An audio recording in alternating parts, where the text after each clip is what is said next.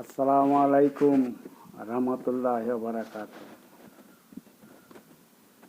ও আমাদের মুসলমান এমপি মন্ত্রীরা, স্বরাষ্ট্রমন্ত্রীরা,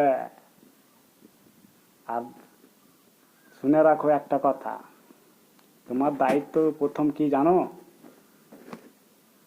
হ্যাঁ, অশ্লীল কাজ থেকে বিরত থাকা, মানুষকে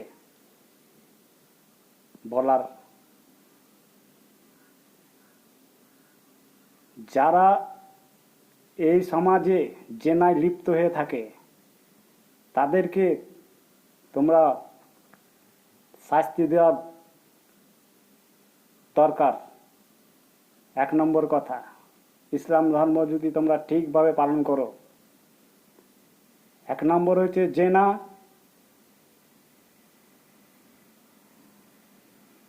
আর দুই নম্বর হচ্ছে মানুষকে অন্যায়ভাবে, যেই হোক, যেই ধর্মের লোক হোক, যেই ধর্মের লোক হোক, তাকে কোনো অত্যাচার থেকে বিরত থাকা।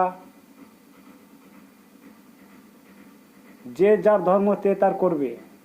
আল্লাহ বলে দিয়েছেন কোরআনের মধ্যে, লাকুম দিন হুকুম অলিয়া দিন। স্পষ্টভাবে শুনে রাখো, লাকুম দিন হুকুম অলিয়া দিন।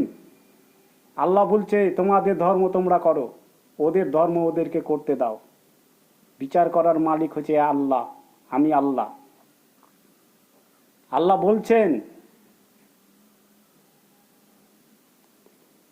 আর একটা কথা, 3 নম্বর কথা, তোমরা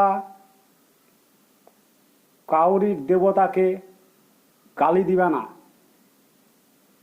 কেননা ওদের দেবতাকে যদি তোমরা গালি দাও তাহলে তোমার আল্লাহকে ওরা গালি দিবে।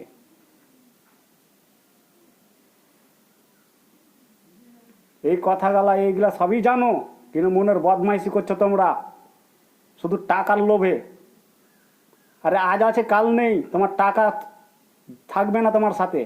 তোমার টাকা তোমার কিয়ামতের দিন বিরোধিতা করবে। তোমার টাকা তোমাকে তোমার জাহান্নামে নিয়ে যাবে। বুঝলি তো? নিজের আমল নিজের কাছে, কেউ কাকে জান্নাতে নিয়ে যাবে না। নিজের বাপ মা যে গর্ভ দিয়েছে, যে জন্ম দিয়েছে, সেও তোমাকে জান্নাতে নিয়ে যাবে না। সে তোমার কোনোদিন পরিচয় তখন নিবে না কিয়ামতের দিন। যাকে ভালো কাজ করবে, একটা এতিমকে যদি কোনো ভালো কাজ করো, এতিমে কিয়ামতের দিন সাক্ষী দিবে যে আমাকে একটা আমার উপকার করেছিল, ওই তোমাকে জান্নাতে নিয়ে যাবে। তুমি কি ভেবে